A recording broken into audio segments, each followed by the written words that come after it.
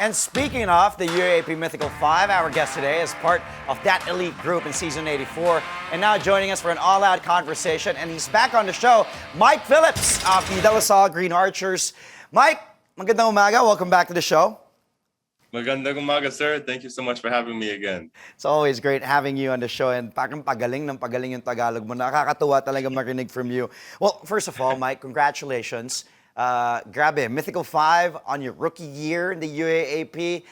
What can you tell us, Mike, about your first year? Well, obviously, not something, kumbaga, you wanted to make it further in the competition, but still, you're part of the Mythical Five. How did you find the competition in the UAAP on your rookie year, Mike? Opo, yeah, absolutely. It was a blessing po talaga na napasama ko sa Mythical Five. Because sa totoo lang, nagulat po ako kasi there are so many deserving players this year. But my first year in the UAP, ibang klase talaga. Ibang klase ang competition, ang passion at atmosphere. And so, kahit kakatapos lang yung season namin, I can't wait to play again.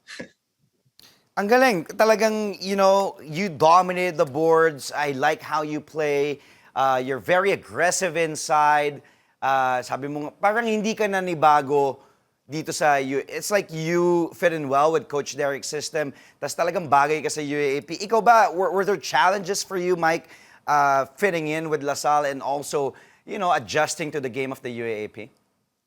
Opo, syempre, may mga challenges na I experienced, in the beginning of the season. One of it was just really gelling with our teammates kasi, short yung time namin sa bubble. Pero I feel like, Coach Derek, he did a great job of really getting everybody together and really helping individual players like myself para masanay sa maglaro sa UAP. And so I'm grateful to Coach and, our veterans for always having our back and helping us out. Alam mo, sayang nga di ba? La Salle fell short of making it to the finals. You had a great Final Four. It was a tough matchup with UP. Let's talk UP because UP has a chance to win the UAAP championship. First time in 36 years. Last time they won was back in 1986. How tough was it battling with guys like Carl Tamayo, Diof, and all the other guys they have there, Save Lucero? How tough was it battling against the UP Fighting Maroons, Mike? It was definitely a tough one. Their offensive arsenal, you really don't know. One guy can score 30, one guy can, shut you down. And so UP, it's always fun to go against them. You always have to bring your A game. You really have to be locked in the whole 40 minutes of the game. And so you can never relax, when you're playing UP. Even if you're 15 points lamang, you always got to, bring your A game. Mm-hmm. And that's why they're also making it tough for the Ateneo Blue Eagles in the finals, and Game 3 will be exciting.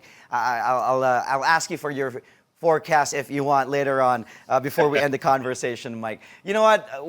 I know you heard me earlier, but Balti, decided to go to the PBA, and then he said, "Okay, I'll back out. We heard Commissioner Willie Marshall say he wants to go to Japan to play in the B League, and of course he's a Mythical Five member as well." Like you. What was it like playing with Balti? How's Balti? Have you spoken to Balti? Because he's been making the rounds on the news lately. How close are you with your teammate Justin Baltazar with Balti? Opo, I would say very close. Idol ko talaga yun. Kahit sa States ako, I always looked up to him. Yeah, and I was talking to my friend the other day, and it really still hasn't sunk in that I was able to play with Balti Baltazar, the Mythical Five 3 times in a row. And so just how much of a BC is on the court, off the court, he's the guy that you really want to be around. He's always, nagpapatawa. He's always making jokes. And so funny guy, he's just a great guy to be around. Yeah. Do you think Balti's ready for the pros? Because, he was about to go to the PBA and now he's going to play for the B League. What do you think Balti will offer there? What kind of Justin Baltazar will be, can they expect when he plays, if not in the PBA, but in the Japan B League? Well, I think, he's really going to shock a lot of people. He's really going to bring that Pinoy, passionate Pinoy style of basketball overseas and really expose, that style of play, just really bringing that out for the world to see. And so I just can't wait to see, how he does. And I know he's going to excel. Well, another teammate of yours, and speaking of excelling, I was at the draft combine. He was actually looking good. Kurt Lohera also joining the PBA rookie draft this Sunday. What was it like playing with Kurt? Because he's also a guy who has a chip on his shoulder. He wants to prove, some doubters wrong and that he belongs in the big leagues. What do you think makes, Kurt Lohera stand out from the rest of the other aspirants who want to be part of the PBA? But yung nga, like you said, he really plays with a chip on his shoulder. He really has that desire to win, desire to always play hard. And so me, behind the scenes, I'm able to see, I'm blessed to see, all the hard work he puts in every single day. And so I just can't wait. He's already doing great at the combine. And so that's my guy, Kalo. And so he's really going to be great. And so I can't wait to see him. I invited him here on the show as well yesterday. I saw him, but he wanted to do it, but he can't because he has to train for a PBA team, just to show them what he can offer if they do pick him in the draft. So Balti's gone, Kalo, Kurt Lohera's gone. These are key players that you'll be missing in Taft, but you guys have a promising future ahead. You still have that core yourself. Evan Nelly played great this season. You have Mark Nonoy. What's next for Salle with Manong Derek still at the helm? Opo, yung nga, kahit nawala kami si Balti and si Kurt, andyan pa rin po yung system ni Coach Derek. And so that's a system that, is going to be there for the long run. And so we're very, blessed to have him, at the helm and Coach Derek Kumar, and we trust. And so we have a lot of the pieces and we're just leaning on him to put it together again for this next coming season 85. Now we're off season for you guys. What are you planning to work on with your game, Mike? Because we know you can dominate inside. We know you can rebound. Of course, 26. Like you had a 26 rebound game. What else can we expect from Mike Phillips heading into the next season of the UAAP? Definitely free throws.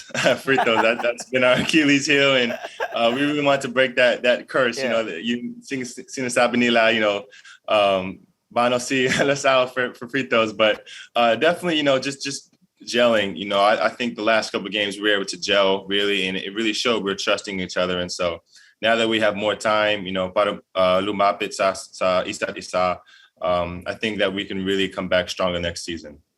Work on those free throws. Sino mas magaling? Ikaw ba o si Ben mag-free throw? Oh. Before I let you go, Mike, I did mention UP Ateneo Game 3 tonight. A lot of people will be watching at the Mall of Asia Arena. Do or die. Fearless forecast, Mike. Let's see if you can also be an analyst. Who do you think will win it all? Is it UP or Ateneo? As a Lasallian, I can't root for the other school. I got UP.